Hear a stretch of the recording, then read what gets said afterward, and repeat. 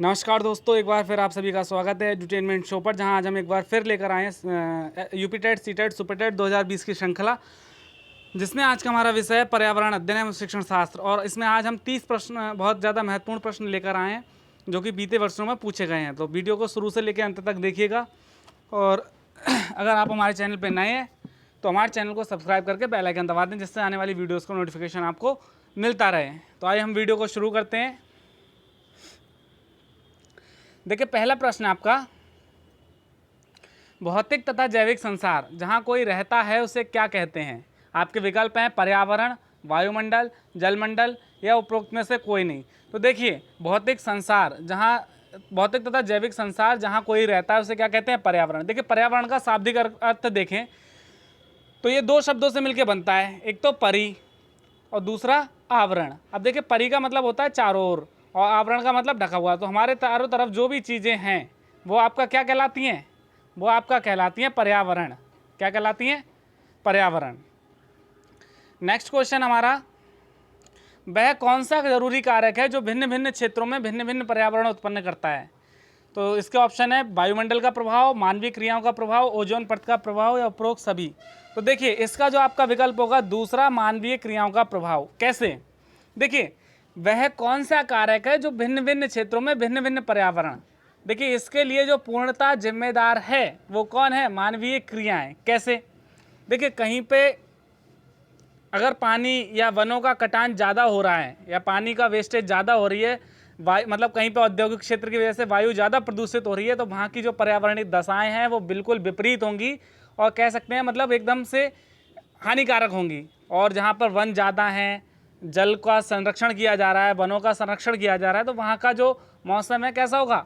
अनुकूल होगा, जैव अनुकूल होगा। ठीक है, तो इसके लिए कौन जिम्मेदार है? मानवीय क्रियाएं। तो मानवीय क्रियाओं का प्रभाव इसका विकल्प होगा। नेक्स्ट क्वेश्चन हमारा, 50 से 60 किलोमीटर तक वायुमंडल में उपस्थित गैस है, कौन सी? Oxygen, ozone, hydrogen, nitrogen. तो देखिए, इसका विकल्प है ओजोन।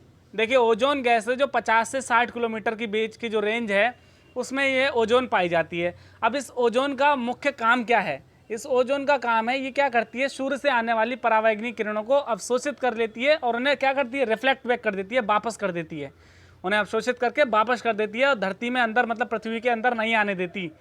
ठीक, लेकिन आपको पता होगा कि ओजोन लेयर में अंटार्कटिका के पास एक छिद्र हो रहा है, जिसकी वजह से जो परावैंगनी किरणें वो पृथ्वी के अंदर आ पा रही हैं और जिसकी वजह से जो वैश्विक तापमान है, ग्लोबल वार्मिंग है, वो बढ़ रही है।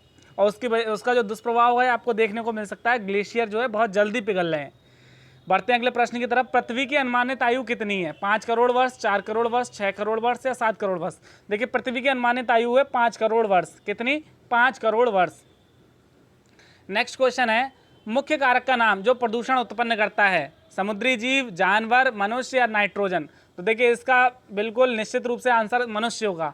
देखिए, प्रकृति में जितनी भी घटनाएं हो रही हैं उस सब के लिए कौन जिम्मेदार है? उस सब के लिए मनुष्य ही जिम्मेदार है। ठीक, अगर अच्छा हो रहा है तो भी और गलत हो रहा है तो भी। जैसे अगर वनों का कटान हो रहा है, कोई जीव विलुप्त हो रहा है, नदियां विलुप्त हो रही हैं, तो इन सभी के पीछे जो है प्रत्यक्ष या अप्रत्यक्ष रूप से किसका हाथ है? मनुष्य का हाथ है।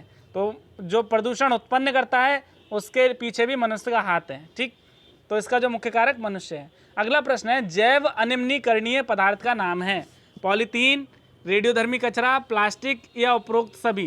तो देखिए, ये है आपका रेडियोधर्मी कचरा। रेडियोधर्मी कचरा मतलब रेडियो एक्टिव वेस्ट। जो रेडियो एक्टिव वेस्ट होता है वो आपका होता है जैव अनिम्नीकरणीय पदार्थ। ठीक, नेक्स्ट आपका क्वेश्चन है, ओजोन परत के ऊपर आयन की परत है जो छोड़ती है, क्या छोड़ती है? एक्स किरणें, अवरक्त किरणें, रेडियो किरणें या कोई नहीं? तो देखिए, जो ओजोन परत के ऊपर एक आयन की परत होती है वो क्या करती है? रेडियो किरणों को छोड़ती है, रेडियो किरणों को छोड़ती है। नेक्स्ट क्वेश्चन है आपका, हवा तथा पानी का प्रदूषण होता है? रेडियोधर्मी 6 कारण, औद्योगिक अपशिष्ट पदार्थ, रेडियो एक्टिव पदार्थ या इनमें से कोई नहीं? तो देखिए, जो जल और वायु में प्रदूषण होता है उसका जो मुख्य स्रोत है वो है आपका औद्योगिक अपशिष्ट पदार्थ। ठीक, देखिए, कहीं पे भी कोई फैक्ट्री है, कोई उद्योग लगा हुआ है, तो उससे निकलने वाला दूषित जल को और उससे निकलने वाली जो वायु है, मतलब फ्लेम, चिमनियों से धुआं वगैरह निकलता है, वो जो है वायु को क्या करती है, दूषित करती है, बहुत मात्रा में दूषित करती है। तो इसका मुख्य कौन जिम्मेदार होता है हवा पानी के लिए? औद्योगिक अपशिष्ट पदार्थ। अगला प्रश्न हमारा, मनुष्य एक है, क्या है? सर्वाहारी, मांसाहारी, शाकाहारी या कोई नहीं? तो देखिए मनुष्य की अगर हम बात करें तो मनुष्य जो है आपका आता है सर्वाहारी की श्रेणी में, ठीक, क्योंकि ये मांसाहारी भी है और शाकाहारी भी है, इसलिए ये सर्वाहारी की श्रेणी में आता है। नेक्स्ट क्वेश्चन है, जंगलों की पूर्ति का बड़ा कार्यक्रम है, सिल्वीकल्चर, जंगलों की कटाई, जंगलों की पूर्ति या कोई नहीं? देखिए इसका जो विकल्प होगा आपका सिल्वीकल्चर। सिल्वीकल्चर क्या होता है? ये वन उत्पादन से संबंधित है। तो वनों का विस्तार कैसे करें, वनों का उत्पादन कैसे करें, इससे संबंधित जो है सिल्वीकल्चर शाखा जो है कह सकते हैं, ठीक है। तो इसका विकल्प होगा सिल्वीकल्चर। नेक्स्ट क्वेश्चन आपका, निम्न में से अजैविक पर्यावरण के दो घटक हैं। अजैविक, ध्यान से समझिएगा, अजैविक, ऑक्सीजन तथा नाइट्रोजन, पानी तथा नाइट्रोजन, हवा तथा पानी या कोई नहीं? तो देखिए अजैविक पर्यावरण के जो आपके दो घटक हैं वो आपके हवा तथा पानी, जल तथा वायु, ठीक। नेक्स्ट क्वेश्चन, वह अपशिष्ट पदार्थ जो पृथ्वी में रहता है तथा जिसका उपयोग नहीं हो सकता। जैव निम्नीकरणीय अपशिष्ट पदार्थ, जैव अनिम्नीकरणीय अपशिष्ट पदार्थ, जैव आवर्धन या इनमें से कोई नहीं? तो देखिए इसका विकल्प होगा जैव अनिम्नीकरणीय अपशिष्ट पदार्थ। देखिए इनमें अंतर क्या है, पहले अंतर समझिए। देखिए वेस्ट जो होते हैं ना, वेस्ट जो होता है हमारा कूड़ा करकट, वो दो तरीके का होता है, एक जैव निम्नीकरणीय, एक जैव अनिम्नीकरणीय, एक बायोडिग्रेडेबल, बायो नॉन डिग्रेडेबल, ठीक है। अब इनमें अंतर क्या होता है? देखिए जो पदार्थ कुछ समय बाद क्या हो जाते हैं, नष्ट हो जाते हैं, ठीक है, या जिनको हम डिग्रेड कर सकते हैं, वो तो आपके कहलाते हैं जैव निम्नीकरणीय, और जिसको हम डिग्रेड नहीं कर सकते वो आपके जैव अनिम्नी। अब इनके उदाहरण समझ लीजिए।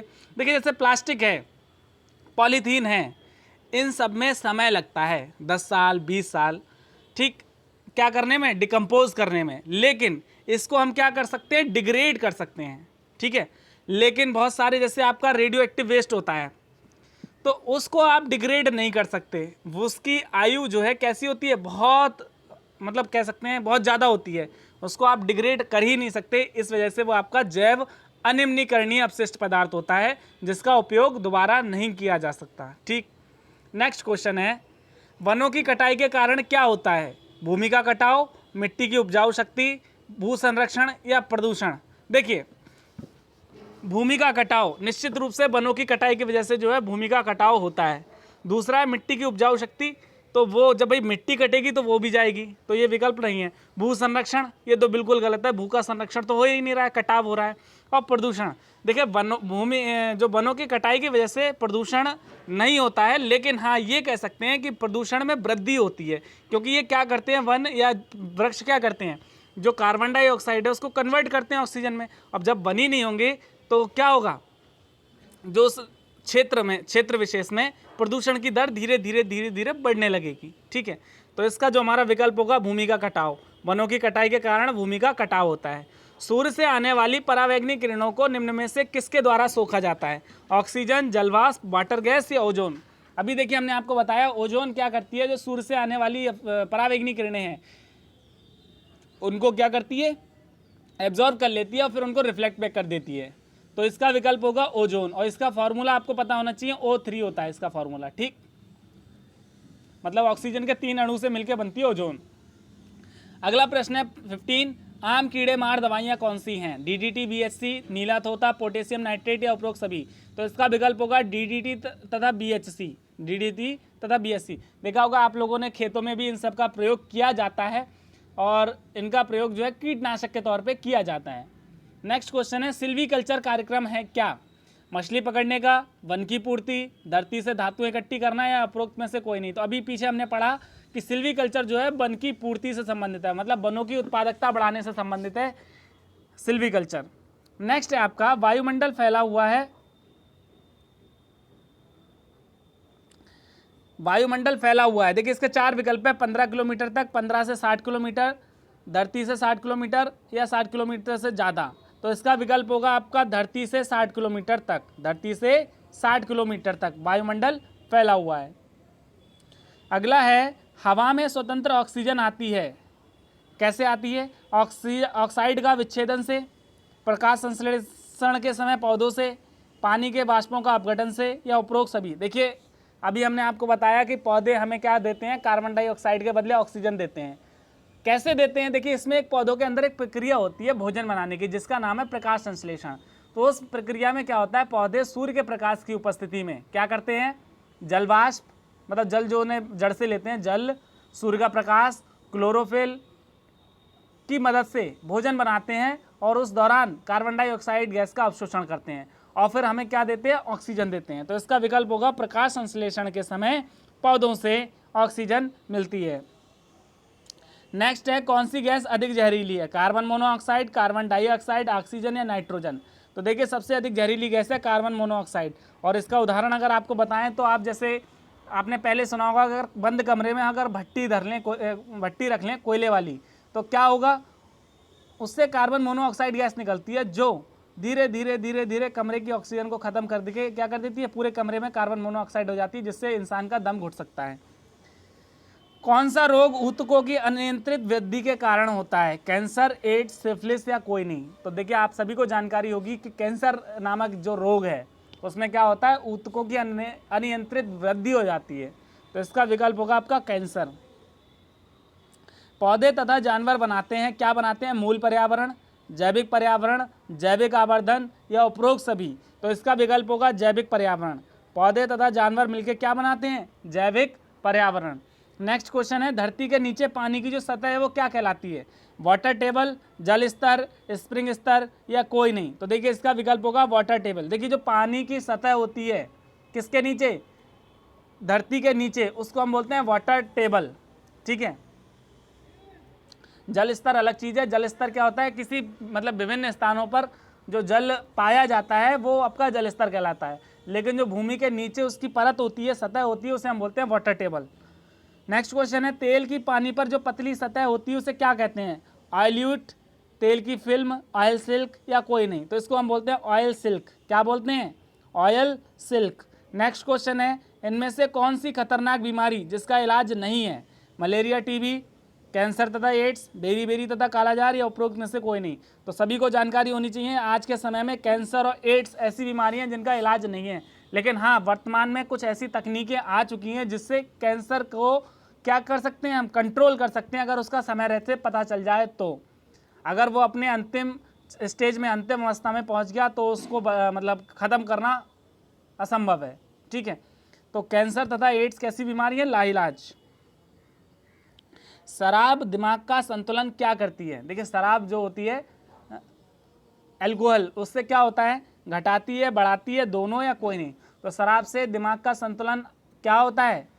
ये घटाती है, दिमागी संतुलन को क्या करती है? घटाती है। हमारी सोचने की, समझने की क्षमता जो है कम हो जाती है। ठीक, नेक्स्ट क्वेश्चन है आपका, प्रदूषक जो वर्षा के पानी में घुलकर अम्लीय वर्षा का कारण बनता है कौन सा है? Oxygen, nitrogen oxide, carbon monoxide या सल्फर डाइऑक्साइड? तो देखिए ये मुख्य रूप से होता है सल्फर डाइऑक्साइड, जो पानी के साथ घुलकर किसका रूप धारण कर लेता है? अम्लीय वर्षा का। नेक्स्ट क्वेश्चन है हमारा, शोर को नापने की इकाई है, क्या है? डेसिबल, डेसिमल, डीबीए या डाई ऑपरेटर? तो देखिए सभी को पता होना चाहिए, डेसिबल क्या होती है? शोर को नापने की इकाई होती है। शोर को नापने की इकाई होती है, यूनिट होती है। तो और जो मनुष्य की सुनने की क्षमता होती है तो 65 डेसिबल तक जो है हम आराम से सुन सकते हैं। आराम से मतलब ऑडिबल होता है, श्रव्य होता है। उसके बाद जो है अपश्रव्य हो जाता है, उसको सुनना जो है मुश्किल हो जाता है थोड़ा सा। नेक्स्ट है, सबसे अधिक हानिकारक प्रदूषण होता है कौन सा? हवा द्वारा, रसायनों द्वारा, सौर द्वारा या रेडियोधर्मी पदार्थ द्वारा? तो देखिए ये होता है आपका रेडियोधर्मी पदार्थ द्वारा। वैसे तो प्रदूषण कोई सा भी हो सभी हानिकारक होते हैं, लेकिन अगर हम स्तर की बात करें तो सबसे खतरनाक जो स्तर होता है रेडियोधर्मी प्रदूषण का होता है। और इसका असर अगर आप देखना चाहें तो जो जापान में बम गिराए गए थे, परमाणु बम, तो उसकी वजह से आज भी वहाँ विकलांग और अपंग बच्चे पैदा हो रहे हैं। ये उसका असर है, असर कह सकते हैं या दुष्प्रभाव कह सकते हैं। नेक्स्ट क्वेश्चन हमारा, निम्न में कौन सा निम्नीकरणीय पदार्थ है? एल्युमिनियम के डिब्बे, डीडीटी, कागज या प्लास्टिक? तो देखिए कागज है निम्नीकरणीय पदार्थ। ठीक है, डिग्रेडेबल, जो डिग्रेड हो सकता है बहुत जल्दी, तो इसमें कौन है? कागज। नेक्स्ट क्वेश्चन है, एक ही मिट्टी में वर्ष दर वर्ष एक फसल लगाने को कहते हैं, क्या कहते हैं? फसल चक्र, मोनोकल्चर फसल, सिल्वीकल्चर या कोई नहीं। तो इसको हम बोलते हैं मोनोकल्चर फसल। देखिए बात को समझिए, एक ही मिट्टी में वर्ष दर वर्ष एक फसल लगाना, अगर हम फसलों को चेंज करते रहें तो वो बन जाता है फसल चक्र। अगर एक ही फसल को हम लगा रहे हैं तो वो आपका बन जाता है मोनोकल्चर फसल। ठीक है, एक ही फसल को मतलब रिपीटेटिवली लगाना। तो दोस्तों ये था हमारा अंतिम प्रश्न। वीडियो हमारी यहाँ पे समाप्त होती है। अब इस वीडियो को ज़्यादा से ज़्यादा शेयर कीजिए, अगर आपको अच्छी लगी तो इसे लाइक कीजिए। अगर आप हमारे चैनल पे नए हो तो हमारे चैनल को सब्सक्राइब कीजिए। तो मिलते हैं नई वीडियो में, तब तक के लिए नमस्कार। Thank you for watching our video. Thank you very much.